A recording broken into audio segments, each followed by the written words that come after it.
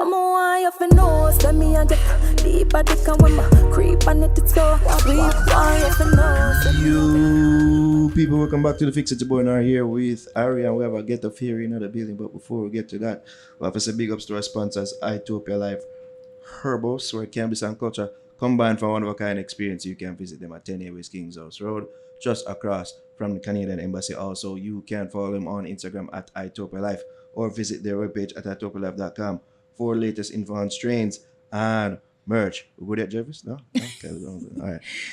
This video is also brought to you by Pure 24, pure natural supplements designed to enhance the body and mind. They make supplements affordable, effective, and easy to use. You can visit their website at pure24store.com. Their product ship all across the world. And you don't know, say you can use that promo code The Fix to get 50% off all purchases. That's promo code The Fix to get 50% off all purchases. As I said, people, we have a Ghetto Fairy in the building, all the way from London town. Hey. I have to say it like that. With our friend sounding name, Tré Bleu. Tré Bleu. Thanks for having me, guys. Good. I'm good. How are you guys? Up. Hey. We all right. We all right. You brought good? alcohol. Yeah, I did bring alcohol, but no cups. Yeah. So, yeah. That's why I said it like that with mixed emotions. Yeah. Sorry, guys. I wasn't too organized, but you know. It's cool. I'm hungry, so. Yeah, we can't eat. No. So they mean for your name for sound like trouble? Like Tré Bleu? Yeah, people call me Trouble sometimes. Yeah. Yeah, I was wondering if he was even saying it the right way. It's like, oh, we're having Tré Bleu on the show. And I'm like, is that, you saying it right? Yeah, it's Tré Bleu. Tré Bleu. Tré Bleu. Yeah, because the blue is spelled. Yeah. The That's blue is spelled in like the French way. So yeah. I think they pronounce it like bleu. Yeah, Bleu, Tré Bleu. Yeah, Tré Bleu. Yeah. Spanish, me do a lingo there. That's why even when we introduce our song about youths, I knew how to say it. Yeah. Right. Well, I would know that Tré is from your first name, but the blue is that your favorite color? That's what you were trying to pay homage to? Okay. So I was like, okay, let me just kind of switch it up because blue just looks a bit boring. Spell it the French way. And Yeah, a tomboy? No. Oh, just because blue are usually a man's favorite. That's what society says. Thank you, Ari. But that's not really in fact what it is. Right. Okay. Yeah, no, I'm quite a girly girl. I'm quite, Yeah, your songs and your whole vibe, it personifies feminine. Like, you know, you're very in tune with yourself as a woman and the sexuality too that you exudes. So is that what you really want to convey in your music? Is that 100%. The right thing? Yeah, that I'm seeing? All about woman empowerment, like making, females feel good about themselves. So I do sometimes sound like I hate men, but I don't. They are embarrassing. I'm with you, girl. They can be very embarrassing. They're trash. Yeah. I could tell you, man. Sorry, you're just saying what I'm thinking. Thank you. You know, no, me can't because tell I get it, Trevor. Them talk enough time, especially when you have the song you want back your ex. Yeah, you know, say just a talk for the most part now, and then when they go with your boss, God, I miss the boy. Secretly, but I have to put out that persona. But yeah, I do love my girls. Yeah. So, you're based on your accent, for those who don't know, you're an English person. You're not Jamaican born, but you're an English native. Yes. So you mean you've grown up in Jamaica. What's it like in England, like the scene? I know it's very big Caribbean, Jamaican. So were you able to keep connected to the roots while overseas? I am in Jamaica quite a lot. So I'm the type of person, I cannot stay one place for too long. I love England, but it's just that tropical feeling that Jamaica has, and just, just the heat and the people and the vibes. It's just, everything is just different. You know, everybody always say England is sad. That's what I was saying, because it rains a lot. From it's the so weather gloomy, to overcast. oh my God, just the vibes, it doesn't connect to over there. So yeah, when my head took me, I'm just like, you know what, I'll see you guys next year or something. Yeah. Next year? Yeah, I'm like, wow. So that even to like music, so you said that you were always singing, you started singing from 7, but really it seemed as if you started to do professional music for like a good 2 years now? Probably no. Since 2017, I think I dropped my first music video. Okay. My first songs that was Sometimes, and that was like strictly R&B. I wasn't doing any, dancehall or nothing like that. So 2017, and then I just continued after that R&B, and something just wasn't connecting. Yeah, that's what you said in the bio. Like there was like a disconnect there. Well, you have an idea of why there was a disconnect? Anywhere I go, I always want people to know, regardless of my accent, that I'm Jamaican. Like, this is my culture. I'm proud of it. So I definitely felt disconnected. I was like, no, just some way, somehow I have to incorporate my culture into my music because this is what I love and this is how I express myself. This is, my creative. Oh, yeah. So I have to incorporate my Jamaican culture in it. So that's when I kind of switched over and I was like, you know what, let me just, say like a patois words and that, that's when I did like a remix to Slow Them I'll Be a Feelings Them I'll Carry. Yeah, so I did like a little remix kind of cover to that and it worked for me. I loved it. I loved how I felt writing it. So what was the way I incorporate like the broken English style? The reception to from audience, like people who knew you for being an R&B singer, More reception when I kind of switched over. They were like, oh, she have like a spice, like, something is different about her. And at the time, no one was really doing it like that. So it was somewhat different. So I just kind of just ran with it till I realized I was doing dancehall. Like I forgot about my R&B self. Like I forgot, my real love and my true, like real passion and what I love to write about. So there was no way that you could have infused the Jamaican, even with just the patois, doing the R&B style, or you just felt like it wasn't working any at all if you brought in the Jamaican into it? Do you know what? When I first did it, yes, I was getting like a good reception, but the dancehall thing kind of just spiraled. In the time where it was the pandemic and everyone was mostly online doing lives and things like that. At that point, it was like the dancehall freestyles, and I remember I was sleeping peacefully. I woke up out of my bed like about 3:00 in the morning. I just put in my headphones and I just started like writing. I turned on a beat on YouTube and I literally just started writing. And this was just this new flow, this new sound, this new way of, connecting my words and stuff. And it was just dope. I loved how it sounded. The reception was really good. So I was like, okay, this might be able to work and, this might just be my lane. Because at the same time, I was still trying to figure out where I would fit or, So is it a case to like overseas in England? Like that's where you live, that's where you're based. So was it the mindset or the strategy, the path you're trying to connect to overseas, the English market and then seeing how you can translate it, and it wasn't working there like that? It wasn't working there, especially with R&B. They don't really appreciate R&B like that. Like England, they're more into, their garage music, their drill music and things like that. So it was grime. Yeah, it was definitely hard to get people to notice what I'm doing. And then the dancehall market kind of picked up. Like everyone in England want to be Jamaican. They want to, like, it's crazy. Like they love the culture. True, yeah. People will chip out the dancehall just to kind of give their song a bit of a, you know what I mean? So, and Trick come here and say, oh, I'm Jamaican. And they're like, nope. So it's like, they definitely love the culture. They definitely like incorporate it in their everyday life as well. So I think it's a good thing. You ever tried drill? Yeah, I'm just like I have tried drill like on my own writing. It sounded good, but me, I'm just like, I'm just in my little R&B still and my little dancer. So it might be a bad thing as well. Maybe I need to break out of it and just try something new, and that's how you kind of grow, though, isn't it? True. So when you did move to UK? Why I moved? So that whole process when your mom or your dad goes to England and then they kind of file for you, and so I was here with my grandparents, living with them for a while. Where? In which parish? Where? Kingston, like Okay. like Olympic Way. So That's were you going to schooling in Jamaica at the time? Yes, Which I did. school? I went to St. Patrick's in Waterhouse. Okay. Yeah, I went to St. Patrick's school. So like I was like brought up like in the ghetto, as they say, to speak.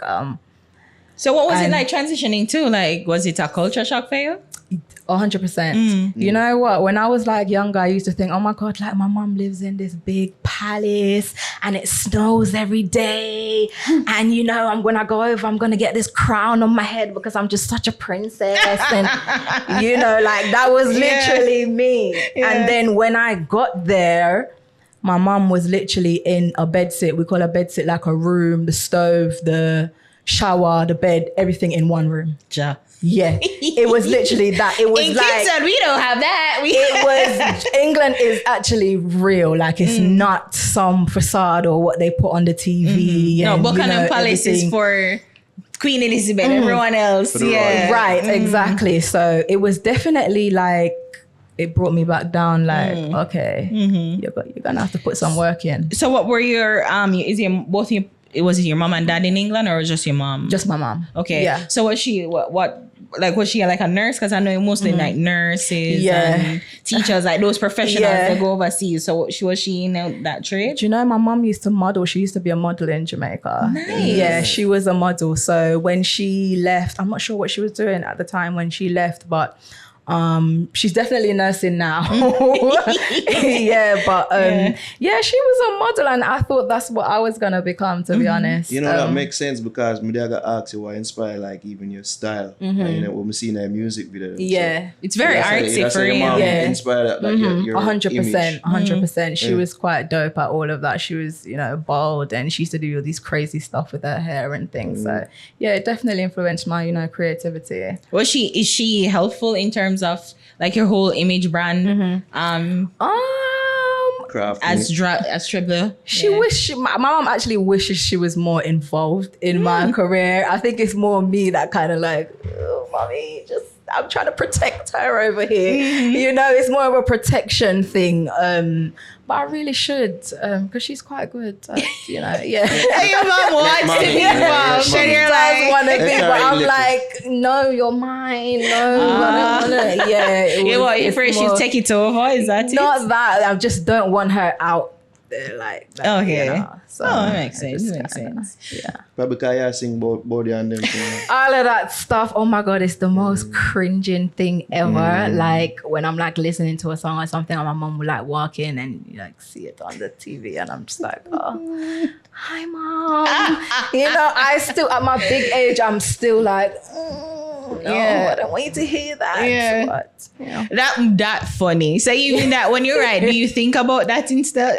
In your mind, is that the back of your mind, like what it mom's gonna say? It's not even just mom, like grandma, grandparents, 100%, because I was more brought up in the Christian household. Yeah. So the bugger, you know, swearing and shit like that. It just And your Encouraged. songs are sexually charged, which on Very real erotic. real life. I was like, look at in your I'm fucking lingerie. real And yeah, I did all of that stuff. I still cringe right now when I watch them. I don't watch them much. I literally, I'm one of them artists that I really don't go back and be like, Wow. yeah, it's You just do it weird. and just put it You out told- there. that's just, yeah, I make sure it's up to good standard and here you go, guys. Yeah. I like that because They never I'm like read that comments too. on them thing. No, I don't. Yeah. I don't do that. You've never read. I've definitely read comments, but I don't read them because I've read them before. Yes. So I'm just like, no. Yes. Probably book up on one negative comment and then it's make your that whole form day is your ruined. whole opinion You know? about what the comment section is. Right. I used to be like that, not anymore. Now I'm just like, people just say things just for the sake of saying things. Yeah, True. true. So where you know in terms of your comfort and I guess discovery of Tré Bleu as an artist, because you say the R&B wasn't working, you were doing another style and it kind of wasn't working, but you know you found the lane of dancehall. Do you think you're comfortable in this path that you've chosen right now for your career? Definitely wasn't comfortable. I love dancehall, don't get me wrong, it's a part of me, but what comes with it, especially what I see, I don't have the confidence. Not even saying like the confidence, like, you know, just as you guys were saying, like the brawling music, and it's very uncomfortable for me. Yeah, very uncomfortable. So what I've decided to now do is to just fuse my R&B with the dancer. So as I said, like the Ghetto Fairy and Tré Bleu are like two different people. So now and then you hear the Ghetto Fairy, like she's more brawling. She'll come out on my music and say like, nah. But then you guys will definitely be hearing more Tré Bleu. Like, but don't get me wrong, I have an EP coming out where it's like mixed. Yeah, where I've got like more Tré Bleu and the Ghetto Fairy on there. So even the Ghetto Fairy, Monica is again is the same thing, because ghetto, but the fairy is so whimsical and you know like feminine, very too. prissy, Right. isn't it? Yeah, Prissy, right? So it's like you think that's just you. Like There's sorry. Sorry. what your ear? Exactly. What your ear? Enlighten Prissy, us. prissy. No, enlighten us, Nara. It's all right. What your ear? That's why I'm moment there. The chemicals them again. Yeah, I say it's like it showcase who you are. You even make me lose my and I had a good question coming to, you know. Hold on, let me see if I can remember. At least it's not like Dolly. See what you It's even done. that whole Dolly thing they were going like you what make you yourself done. unique. Yeah, I feel like the fairy like fits better with me. So you said that your EP is coming out January, which is next year. Yes. Right. So what's happening in this space between now and the release of the EP? I would definitely be on live more, because I feel like that's my problem. I'm a very closed off person. I don't share much, solely because of my anxiety. But that's something that I'm definitely working on and stuff. So I've just made it a point, like in the next 2 months, I'm going to try, you know, do a bit more lives and just connect with my supporters more before obviously the EP drops and stuff. Because I feel like that's one thing that's holding me back. Just me engaging and, you know, right. Because I mean, you know, you put out the song, but then it's like, I didn't even know, because we've used the song before, right? Yeah, I think we used like 2 of us. Yeah, but it's like, I didn't even know, like, it's like, you're not, but then I didn't even know that you were in Jamaica. I didn't know that you weren't a Jamaican artist, right? Well, a Jamaican living in Jamaica, right? Yeah. So it's like that. How often you come out here, brother? Yeah. Every year, like this year, I came back this year. I was there for like 6 months. Last year for 6 months, and then I'm back again. I'll be gone soon, though. I won't be spending that Right. The question as I was asking you to, like, you being out here, the connection of even good, because you're on the Liquid Sunshine Rhythm, good production.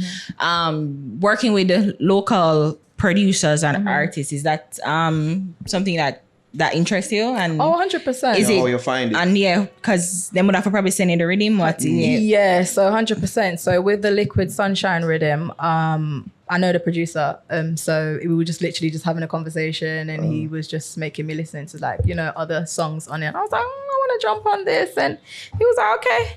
So that was quite easy. He was just like, okay, and then I went back home, I wrote it, and I recorded it in the UK, and then I think like almost up to a year after that, that's when he released the actual rhythm. Yeah. So too, that's the thing to, like, being a artist that is based overseas, but having or doing dancehall music, you know, is there, you think that builds up to the disconnect? Because would it mean that you have to work with producers in England who probably do a version of dancehall and not necessarily dancehall? But, you know, in England, we do have a lot of talented producers that definitely tap into that dancehall. Yeah, so we do have that access over there as well, which easier for me. I can work over there, I can work over here.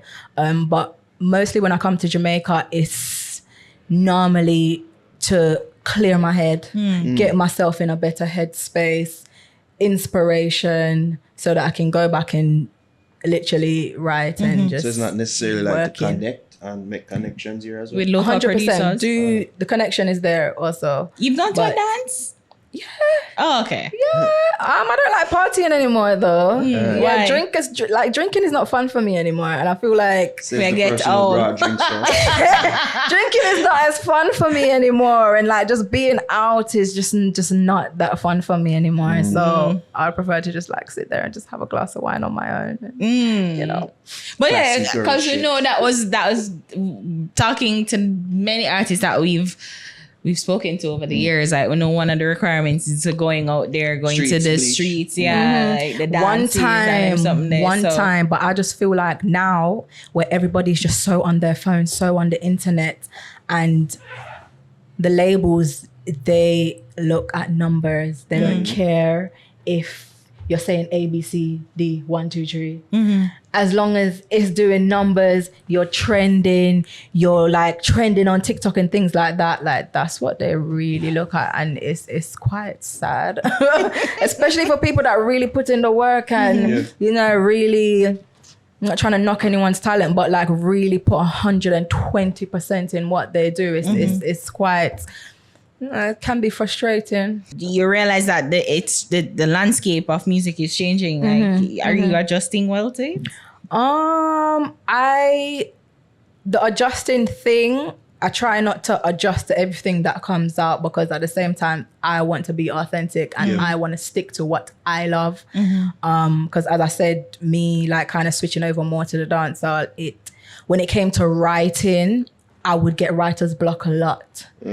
Yeah, because it's like, I really like to write about what I truly, truly, truly know and my experiences. So doing the R&B thing, I'm able to express myself I'm guessing better like that. Whenever I get the writer's block, you just make a trip out of Jamaica, clear your mind. And Literally, whenever I get writer's block, I'm like, I need to go. I'm going. I need to go. And that's just that. So I'll see you guys. I feel like you use writer's block as an excuse. Yes, definitely. Especially to see my family. I've got lots of family over here. here. You know what's I was not even going to get into You know that. what's a good credit to you too with like because real life and Get the bad fear. vibes. Yeah, most of the songs that you do, like I really wouldn't pick up that you aren't living in Jamaica. Yeah. Because even the accent and how you come off. That's how she does it, the dope effect. Yeah, Jamaican. It's really good because I think it was Bad Vibes. I think Real Life was the first video I was watching, and then a couple other video, and then I say Bad Vibe. I mean, I said you know license plate. Yeah, it was shot in England. Yeah, Yeah. I was like, wait, no, she not Jamaican. No, I mean, I am definitely Jamaican, guys. Take my culture You know away what from I me. mean? Yeah, definitely Jamaican. And like, this is home for me. Like, I don't consider England home. This is my home. This is where I feel at peace and at ease. So, guys, I am Jamaican. Don't listen to Ari. I live here. Meaning, you don't have the English accent. That's I have the English accent. Right, I don't when have you the, talk. you know, the Jamaican accent like that. But I feel like I chip in and chip out sometimes. But yeah. You do. Yeah. And to good effect on your songs. I Yeah. can't say it enough. I mean, So you said Ghetto Fairy, January. Is it going to be new releases or? Yes. There's gonna be 5 songs on there. 5 dope songs. I'm quite excited about it, guys. So make sure. And the production, is it local or mainly England? Mainly in England. Okay. Yeah. So I have one of my producers, Andre Solid. So I don't know if you guys know Andre Solid. He's quite good, very talented. So I'm working with him. Yeah. So yeah, he's one of my so producers. songs already in the can or songs in the process of making? No, they're finished. Like okay. everything's done. So why you give it the January date though? Because I just feel like in the next 2 months, I just want to work on my engagement. And, you know, because the worst thing is when you drop a project and no one wants to listen to it. No one cares about it, or, you know, I didn't no hear one you say knows that you dropped congratulations it. a while ago, sorry. Sorry. Yeah, so literally just my engagement I'm working on, and just trying because I reset a lot and I learned it's okay to reset. You know, I reset and rethink and just think of new ways of doing things. So I think that's like important. So I feel like in the next 2 months, I just want to take that time to just do that. Cool. Nice. Good. Thanks for passing through Tré Bleu. Thank you for you having know me. Queenie? You ever meet Queenie? Our Queenie? I've never met her. Okay. What do you mean you're Queenie? Our Queenie. What do you mean you're Queenie? Queenie live in She's our Queenie. but she live in England. She's England Queenie. Thank you very much. Yeah, I know. I've never personally met her, Okay. but she's so funny. And it's so weird. Come make ask you. You mean Shani B? Yeah, talking Shani B. Yeah, Shawnee B is one that supports me. Yeah, well, he's one of the ones that supports me on the radio. He's quite good at that when it comes into the UK dancer artist. Yeah. He does, he does his thing for us. Because overseas, you're known in England. Like England is like where main audience and supporters are. Yeah, I feel like I'm mostly known in the UK. So it's just about branching out and just making everybody's gonna know me soon. There you go. Where can the people follow you on the Yeah. socials so they can get to know you more? Yeah, so on my Instagram is TREBLEU_ and TikTok is the Ghetto Fairy. So if you can spell ghetto and fairy, yeah. You said you do it a while ago. I can't spell ghetto. And fairy. Yeah, she did it good. Yeah. Bless up, Tré Bleu. Thank you for having me. It's nice talking to you. It's nice meeting Alright, you. You too. It's nice. Let's see if we can get to my drinks, man. You guys can Find a have cup some somehow. Yeah. My tumbler. Tré Bleu are the fix. with no chaser.